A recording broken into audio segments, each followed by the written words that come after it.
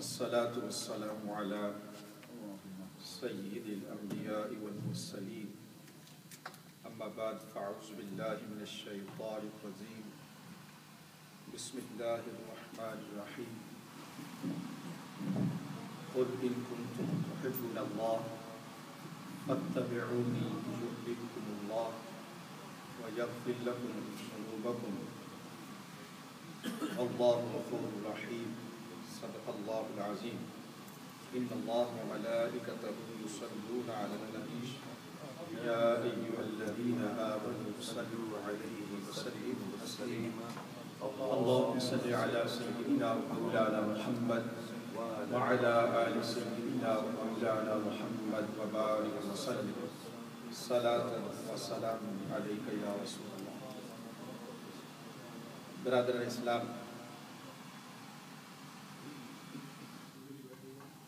رب العالمین نے قرآن مجید فرقان حمید میں ارشاد فرمایا کہ قل اے حبیب صلی اللہ علیہ وآلہ وسلم فرما دیجیے ان کنتم تحبون اللہ، اگر تم اللہ سے محبت کرنا چاہتے ہو، یحببکم اللہ، اے حبیب صلی اللہ علیہ وآلہ وسلم وہ آپ سے محبت کریں، آپ کی اتباع کریں، آپ سے پیروی کریں تو اللہ تعالیٰ تم سے محبت کرنے لگتا ہے.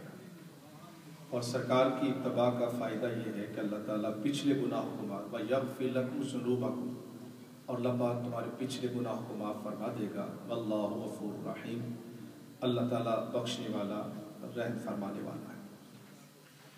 میں نے پچھلے جمعۃ المبارک کو عرض کیا تھا اگر اسلام کو ہم نے پیش کرنا ہے اس کے لیے دنیا میں جو سب سے بڑی دلیل ہے وہ ذات رسول صلی اللہ علیہ وآلہ وسلم. یہ بڑی اہم بات اور بنیادی بات عرض کر رہا ہوں.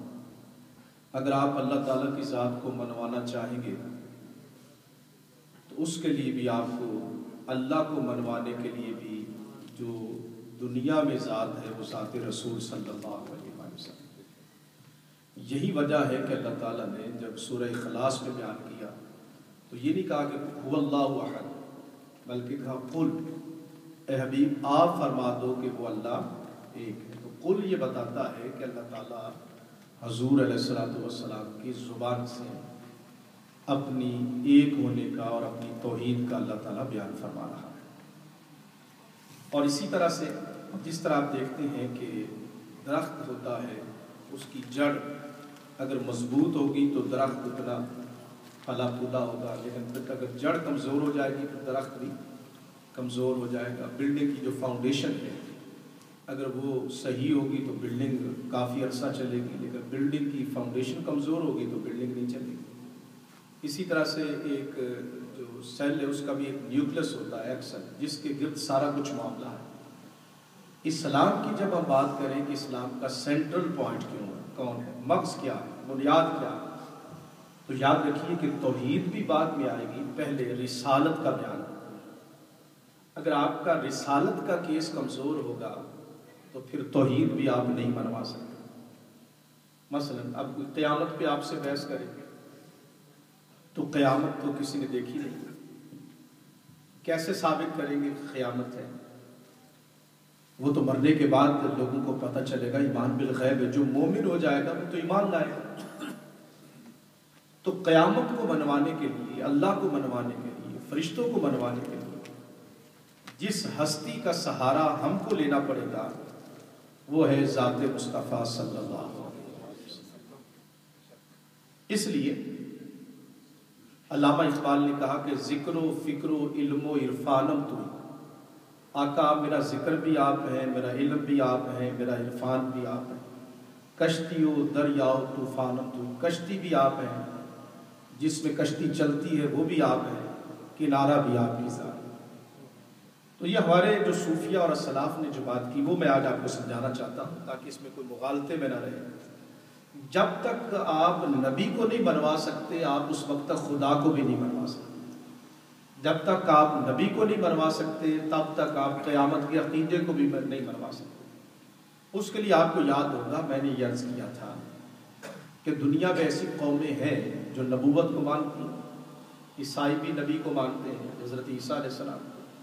یہودی مانتے ہیں حضرت موسیٰ علیہ السلام کو، یہودی عیسیٰ علیہ السلام کو نہیں مانتے. ان کے ہاں جو نبوت ہے وہ یہودیت موسیٰ علیہ السلام کے بعد ختم ہوگی، ان کو وہ سچا سمجھتے ہیں۔ یہودیوں کے ہاں عیسیٰ علیہ السلام کو وہ نہیں مانتے، یہودی نبی پاک صلی اللہ علیہ وسلم کو نہیں مانتے۔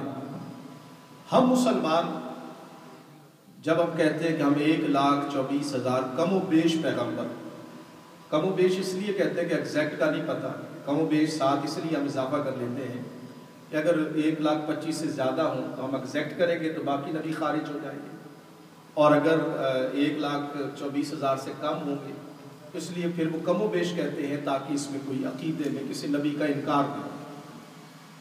تو دنیا میں وحی کے ماننے والے ہیں، نبی کے ماننے والے ہیں، لازمی بات ہے کہ وہ نبوت پر ایمان رکھتے ہیں۔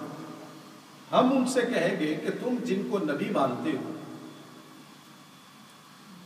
یہودی موسیٰ علیہ السلام کو نبی مانتے ہیں، عیسائی سیدنا عیسیٰ علیہ السلام کو نبی مانتے ہیں، اب ان کی کتابوں میں وہ جو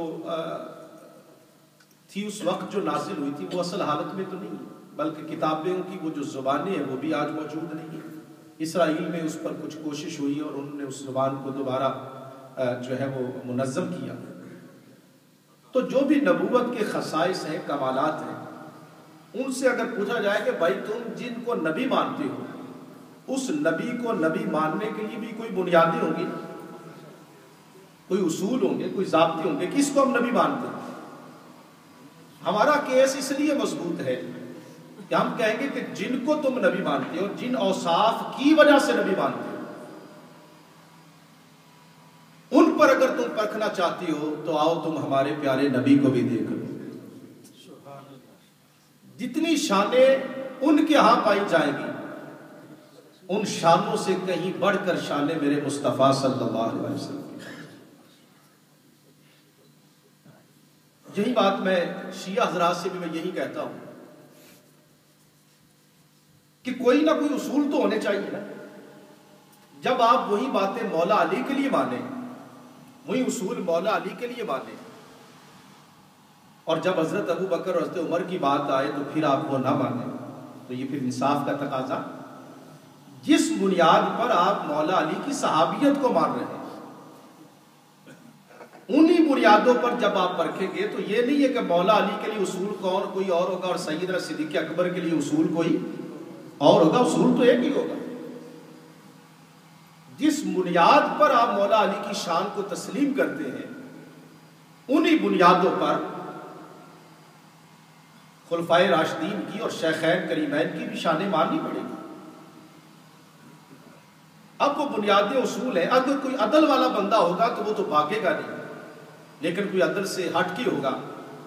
اس لیے صوفیاء نے اور شعراء نے، اہل اللہ نے یہاں تک کہا کہ حضور علیہ الصلوۃ والسلام پر اگر وحی نازل نہ بھی ہوتی تو سرکار کا چہرہ ہی گواہی دینے کے لیے کافی تھا۔ یعنی ان کا ایک تخیل ہے، کوئی اس سے اختلاف بھی کر سکتا ہے، سرکار پر تو لازم ہی وحی نازل ہو۔ یہی سبب ہے کہ حضرت عبداللہ ابن سلام رضی اللہ تعالیٰ عنہ جب حضور کی ذات کو دیکھا تو کوئی گواہی اور کوئی دلیل نہیں مانگی۔ عبداللہ ابن سلام یہودیوں کے بہت بڑے عالم تھے، بس سرکار کا چہرہ دیکھا تو کلمہ پڑھ لیا۔ چہرہ دیکھ کر کہا کہ کسی جھوٹے کا ایسا چہرہ ہو ہی نہیں سکتا۔ اسی لیے قرآن مجید نے کہا یا ایھا الناس قد جاءکم برہان من ربکم وانزلنا الیکم نورا مبینا۔ اے انسانوں، تمہاری طرف ہم نے برہان بھیجا، اور لفظ برہان یہ قرآن مجید کا اتنا وزنی لفظ ہے۔ برہان نون کہتے ہیں عربی زبان میں، صرف دلیل کو نہیں کہتے، برہان عربی زبان میں اس قطعی دلیل کو کہتے ہیں، ایسے ایویڈنس کو کہتے ہیں، ایسے آرگومنٹ کو کہتے ہیں، ایسی دلیل کو کہتے ہیں کہ جس کو کاؤنٹر نہ کیا جا سکے، ایسی دلیل جس کو توڑا نہ جا سکے۔ اس لیے رب العالمین نے قرآن مجید میں لفظ برہان کو مطلق فرمایا، مقید نہیں کیا کہ حضور کس کی کہا یا ایھا الناس قد جاءکم برہان من ربکم، تمہارے رب کی طرف سے برہان ہے۔ اب لفظ برہان آپ دیکھیے قرآن مجید میں، برہان کہتے ہیں قطعی دلیل۔ اللہ تعالیٰ کا جو بھی دعویٰ ہے اس دعوے کی دلیل جو ہے وہ ذات مصطفیٰ صلی اللہ علیہ وسلم۔ تو حضور کو اللہ نے برہان بنا کے دیا۔ تو میں عرض کرتا ہوں کہ دنیا نبوت میں جو دیگر مذاہب والے ہیں وہ کوئی تو کرائٹیریا تو ہوگا نا، سچا ہونا چاہیے نبی امانت دار ہونا چاہیے، نبی مخلوق خدا کی خدمت کرنے والا ہونا چاہیے، نبی خدا ترس ہونا چاہیے، نبی حسین ہونا چاہیے، نبی کے اندر کوئی عیب نہیں ہونا چاہیے، نبی جھوٹا نہیں ہو سکتا، نبی کا خاندان میں کوئی چور اچکا نہیں ہو سکتا، نبی کی ریپوٹیشن خراب نہیں ہو سکتی، نبی عقلی طور پر سارے انسانوں سے اعلیٰ ہوتا، نبی نفیس ہوتا۔ یہ دنیا کی میں مثالیں عرض کر رہا ہوں۔ آپ جو بھی مثال جو عقل و خرد کے ہاں جس کو حسن مانا جائے، جس کو بیوٹی مانا جائے، جس کو انسانی شاہکار مانا جائے، آپ ساری دنیا کے مذاہب کے اندر ان کا چنو تم کن کو خوبی کہتے ہو۔ جب وہ ساری خوبیاں ہوگی اس سے کہیں بڑھ کر سیدہ آمنہ کے لال میں وہ خوبیاں نظر آ رہی ہیں۔ اس لیے توحید کو بھی آپ قیامت کے دن کو بھی ثابت نہیں کر سکتے جب تک مسلمان، اور اس کے لیے میں اس لیے عرض کر رہا ہوں کہ رب العالمین تو زمین پر کسی کے سامنے جلوہ گر تو نہیں ہے۔ قیامت کوئی کیا دکھائے گا، کوئی ویڈیو تو نہیں بنی ہوئی قیامت کی یہ دیکھیں، لیکن ذات نبی وہ ہے جس نے زمین پر جنم لیا۔ حضور کی ذات وہ ہے جس کا قبیلہ ہے، حضور کی ذات وہ ہے جن کا بچپن ہے، حضور کی ذات وہ ہے جس کی جوانی ہے، حضور وہ ہے جنہوں نے شادیاں کی، آقا وہ ہے کہ جنہوں نے تجارت کی ہے، لین دین کیا، میرے آقا نے جنگیں لڑی ہیں۔ اب یہ جو رائٹر ہے صرف مسلمانوں کے نہیں، یہ بات بھی نوٹ کیجئے گا، یہ جو ہسٹورین ہے، تاریخ دان ہے، کیا تاریخ دان فقط مسلمانوں کے؟ تاریخ تو اسلام سے پہلے بھی فن تاریخ تو جاری تھا، تاریخ تو یونان کی بھی ہے، تاریخ تو یورپ کی بھی ہے، تاریخ تو موجود ہے، ہسٹری تو موجود ہے۔ انہی تاریخ دانوں نے کہیں پر انہوں نے ڈنڈی ماری ہے، کچھ اپنا تعصب انہوں نے داخل کیا، لیکن پرکھنے والوں نے پھر پرکھا، اور پرکھنے کے بعد اس ہستی کو، جیسے میں نے مائیکل ایچ ہارٹ کی مثال دی، امریکن ہے لیکن سب سے اوپر جس ہستی کو رکھا ہے وہ ذات مصطفیٰ صلی اللہ علیہ وسلم۔ اب آپ دیکھیں کہ میں دو پچھلے خطبوں میں بخاری سے میں دو مثالیں دے چکا ہوں۔ ایک کیا کہ حضور کے اپنے معاملات کیا ہیں، اب کس سطح پر پرکھنا چاہیں، یہ نہیں تھی کہ اس وقت حضور کے پاس پیسہ نہیں تھا، لونڈیوں کی قطاریں لگی تھی، سونے کے ڈھیر ہوتے تھے مکہ کی مدینہ پاک کے چوک میں، اور حضور کے دل میں ذرہ برابر بھی مال کی طلب اور تڑپ، یعنی سونے کا ڈھیر لگا، اور ڈھیر کہنا آسان ہے، کسی جیولر پر لے جائے، جیولری کی دکان پہ چلے جیسے کہ یہاں سونا رکھے اس کا ڈھیر لگے، پہاڑ جتنا بڑے نہیں لگ سکتے۔ مدینہ کے چوک میں سونے کا ڈھیر لگا ہوتا تھا، حضور بیٹھتے تھے اور اس کو تقسیم کرتے تھے، اس حالت میں کہ مصطفیٰ کے گھر میں چولہا نہیں جلا ہوتا تھا۔ سلام اس پر کہ جس کے گھر میں نہ سونا نہ چاندی تھی نہ سونا تھا، سلام اس پر کہ جس کے پاس ایک ٹوٹا ہوا بچھونا تھا۔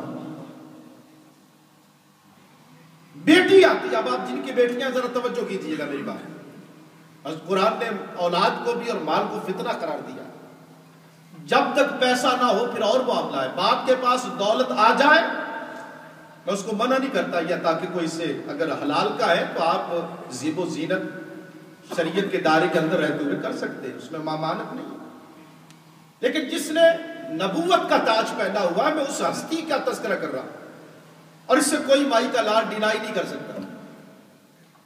بیٹی آتی ہے، بخاری میں حدیث پاک موجود ہے، سیدہ اماں عائشہ صدیقہ سلام اللہ علیہا کے پاس